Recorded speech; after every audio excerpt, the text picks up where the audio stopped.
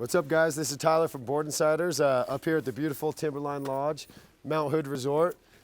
Took my first run of the day up on that beautiful mountain behind me. Went just about to the top, at least to the top of where the lifts are, and rode down. It was one of the best runs of the entire season. Today I got done doing some runs on the Rossignol Retox. This is a 153 centimeter board. You can see these stickers right here on the top sheet. In their line, this is one of their longer camber zones. So it's cambered from outside of insert to outside of insert, and then you have a nice little early rise. When you step on the board, it kind of extends that early rise a little bit more. When you're out on the snow, it makes the tips lift up just a little bit higher.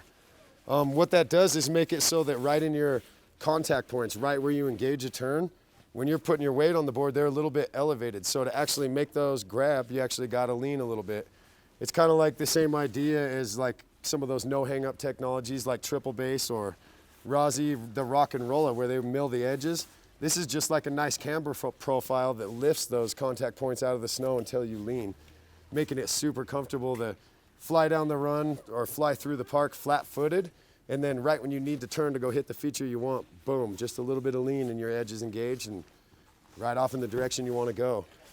This is actually one of my favorite camber profiles that there is the longer camber zone and then still some early rise, because it just gives you such a stability under feet, and then the early rise tip and tail just keeps it catch free enough, you know, so you're in the middle ground of stability and catch free. So it's perfect for that. I would say this board is recommended to somebody who just really has powerful legs but still likes to go ride in the park. So it's not one of those super noodles that you go get in the park and you just can flex it to the max and it's gone bent completely backwards.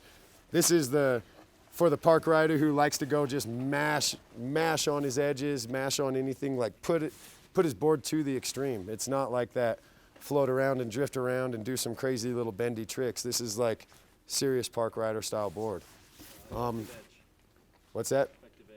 The effective edge on this board. So one of my favorite things also about this board is when I grew up riding park, I used to ride like a 157/8 throughout the whole park because I love the stability of like a 157 or 8, the way they turn, you can just read it. It's not too exaggerated. It doesn't come too quick. It's just nice in the way I like it to be. Well, one awesome feature about this board is that it has a longer effective edge than any other 153.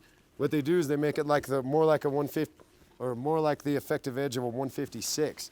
So instead of the effective edge being down here, it's actually extended a couple more centimeters or inches up towards the tip and tail. So it feels like the edge hold of a 156 or the stability of a 156, but then when the snowboard leaves the ground, it whips around like a 153. So it's this beautiful combination of short board stability. I just love that. I'm a sucker for it. This board, because of that extended camber zone, it does not lose out on any pop. It has ollie pop, it has ride-off pop, and it's just so readable. The board snaps back exactly how much you want it to. When you load up, it just releases with the energy that it should.